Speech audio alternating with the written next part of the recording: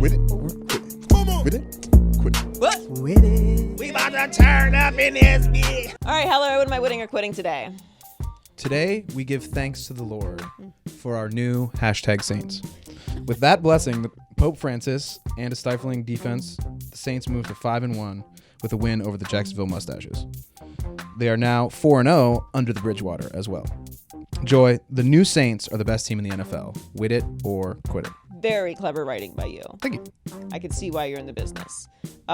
Particularly liked the Under the Bridgewater.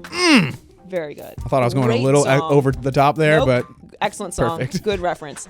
And if you don't know what he's talking about with Pope Francis, the Pope did an oopsie, and he tweeted out he was trying to give props to some new saints, which I didn't know they were still doing, but apparently that's still available. You know, you can be the president if you're a reality TV star, and you can also apparently still become a saint. So there's still time out there for you guys to turn your life around. But I was giving shout out to new saints, I think. And he wrote #Saints, and of course #Saints belongs to the New Orleans Saints because the NFL stole that along with Sundays.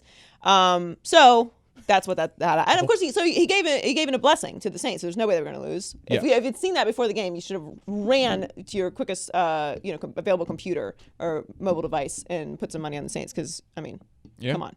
But that said, with it, they are stacked and they continue to win games with finesse and convincingly, and they're doing it without their future Hall of Fame quarterback, which is probably the most impressive part. Now, in fairness, Teddy, it felt dramatic when Drew Brees went out. Like, everyone kind of freaked out. Like, oh my God, season's over, or is it? We don't know how long he's going to be out for. But Teddy Bridgewater is not a backup quarterback. He is, in fact, a starting quarterback.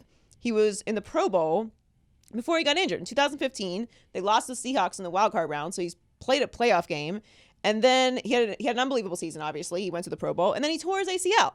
And nobody knew what was going to happen after that. And everyone was freaking out. It was like RG3. And we didn't see him again. And now we're seeing him again. And we're being reminded that he is, in fact, a starting quarterback. I don't think that he will actually be with the Saints next year because he's had such an incredible performance. They'll probably end up trading him to somebody that needs a starting quarterback and get some pieces to re-up for next year. So good for him. He's had an incredible year and done an amazing job. That said, that's just Teddy Bridgewater who's holding it down. Cam Jordan, who plays a lot. He reminds me a lot of my brother. If you don't know who my brother is Jason Taylor, 15 years Hall of Famer, first ballot. But big compliment. Huge compliment, which I do not give out lightly. But just watching him come off the edge like that, he is incredible. He's in an amazing season also. Obviously, Michael Thomas, Alvin Kamara, Marshawn Lattimore, Jared Cook's been having great games. Ted Ginn Jr., Taysom Hill is this unbelievable phenomenon. They are completely stacked. They're great. And this is part of the reason why I didn't think they were going to take a huge step back this year. A lot of people thought it was going to be this whole emotional hangover from that stupid god-awful call in the Rams game, which we did have to talk about for way too long. And thank God we're all over that now, which is wonderful. But they've had great wins too. They beat the Texans, who will win their division, and Deshaun Watson is in the MVP conversation right now. Seahawks, Wilson's in the MVP conversation with Deshaun Watson. The Cowboys, my Super Bowl pick, so that's special. The Bucks are in division, so that always matters. The Jags are not an easy out anymore with Minshew mustache magic, and then now they have at the Bears, the Cardinals, and then the bye. So Drew Brees is talking about coming back against the Cardinals. I do think this Bears game is going to be interesting. It's not going to be easy. I still think they win, but playing at Chicago is never a joke. The Cardinals game, come on, let's just all calm down for a second. But I don't think that Drew Brees should come back before the bye. It doesn't matter. Teddy Bridgewater's been playing out of his mind. They're even if they lose to the Bears, he should not come back before the bye. Just take the extra week. Make sure that you are 1,000%. It's a nice transition point into the back part of the season, and then they have the Falcons and at the Bucks. The fact that they're doing all this without Drew Brees is incredible. I do think they're the best team in the NFL right now, and I realize the Patriots are still also undefeated, and they are still playing amazing, but I think the Patriots have bigger holes in their roster than the Saints do, again, that without having their future Hall of Fame quarterback out there on the field. So Saints number one to me right now, obviously Patriots close behind, but I love what I'm seeing out of the Saints. I like the Saints so much. I don't even know if I want to say. I don't even know if I want to put this out in the universe because it's I don't want the Patriots in the Super Bowl. I will be so bleeping disappointed and angry if the Patriots in the Super Bowl. I just can't. I don't want to watch another Patriots Super Bowl in my lifetime. We've seen enough. But the Saints are so fun that if it was Saints Patriots, I might be able to tolerate it. Maybe. If the Patriots win though? No. All right. Speaking of not winning the Super Bowl, Jarvis Landry is frustrated by losing, Joy. The Browns' best receiver opened up to reporters on Monday saying that, quote, most of everything the Browns have struggled with has been self-inflicted. Joy, the Browns are not feeling dangerous or each other at all. Wit it or quit it.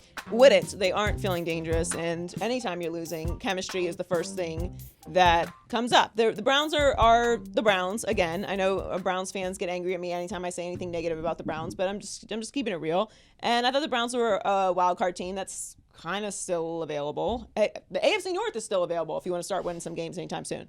But they're a disaster right now. Like, everyone is coming for them. And Jarvis Landry also said, like, talent wins games. Teams win championships, and we have to find ways to play together. We already know Jarvis has bars because we saw him in Hard Knocks, and he had the famous quotes, contagious. It's contagious, bro. Contagious. Oh my God. And he's right. He is right. That those types of attitudes are in fact contagious, which is why I hate tanking, and because that kind of attitude is contagious. It permeates throughout the entire organization. It doesn't just affect the players. It affects the coaches. It affects the coaches' families. It affects the front office. It affects fans. It's awful. It's contagious. And so we know Jarvis has bars when it comes to this anyway. And the whole rah-rah of feeling dangerous and chip on the shoulder and all that stuff, that only goes so far. Eventually, you do have to win games with that bravado stuff. And winning is all that matters. And you have an opportunity this year of all years. The Ravens have been inconsistent. The Bengals are, come on, we don't talk about the Bengals around here. And Pittsburgh is on their third string quarterback. So here, take it. Take the AFC North. It's yours to take. You got all this shit with you. Let's go. And I want them to. I want the Browns to be good and competitive. It's not good. I don't like having conversations about teams not being competitive. That's not fun for me. I would much rather talk about who's going to win and actually be a real conversation instead of a fluke. But Baker looks worse at playing football this year. We can all just say it. He's been super inaccurate, hella interceptions. This year, he's got 56.6 completion percentage. That's not good. 5 touchdowns to 11 interceptions. What the hell, bro? Yes, I understand the offensive line is not great, but come on. Dak Prescott isn't playing that badly. There's some questions out there, but we were talking to Jane earlier. He's 2 offensive linemen. Literally they might have to just put 2 guys out there and say good luck. It's not a good situation. You have to overcome stuff. That's part of the NFL. Everyone wants Odell to be the savior, but just as a reminder to everyone, Julio Jones, excellent receiver, probably the best in the NFL. He plays in Atlanta. They're awful. So he plays a dependent position. It doesn't matter how much talent he is. We all know how great Odell is. He's not going to save this team. The Browns are one of the 6 teams in the NFL without a home win this season. That's in company with the Dolphins, not a good team. Redskins, not a good team. Bucks, not a good team. Bengals, I'm not going to waste my breath on that. And the Titans.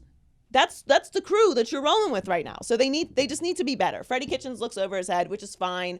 He should be over his head. He's new at this. He's learning. The problem is they'll probably panic and fire him at the end of the season. And then Baker's going to be on his 4th head coach. In 2 years. Yeah. In 2 years, which is so Browns. I will be in shock if Freddie Kitchens makes it through the entire season next year. So chemistry is always where everyone goes when teams are struggling. I don't know how to fix the Browns. But it doesn't get any better because they're on a bye this week, and then they get to come back and get a comfortable L handed to them by the Patriots in New England, and then they're 2-5. So I don't know how it gets any better for the Browns. I'd like it to. I'd like the Browns to be better, Cleveland. I'm not saying this because I don't take any happiness in this situation, which is a lot for me, okay? Because I'm from Pittsburgh, and I should be very, very happy with this. But I don't want the Browns to be bad because I like Baker. I think he's great for the league, and it's better if they're playing better. Piling on Baker is going to become a cottage industry, and I don't need it. It already exists, and I would like for them to be good so then we can have actual conversations. But 2-5 is probably what it's looking like.